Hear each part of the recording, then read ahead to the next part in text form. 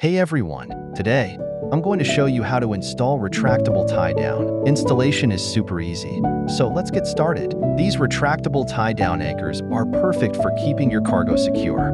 They retract neatly when not in use, so your truck bed stays clean and organized. All you need for installation is a screwdriver. I'm using an electric one here for convenience. If you're curious about why I chose this screwdriver, drop a comment below, and I'll make a separate video just for that. Just position the anchors, drill the 2 screws into place, and tighten them up.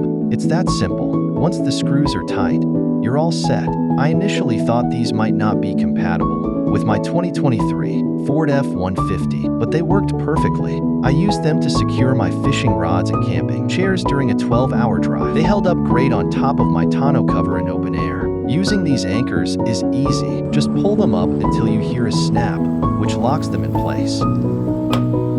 When you're done, push them down and they retract neatly. If they're not snapping into place, gravity will keep them down. I've included links to the items used in this video in the description below. Thanks for watching.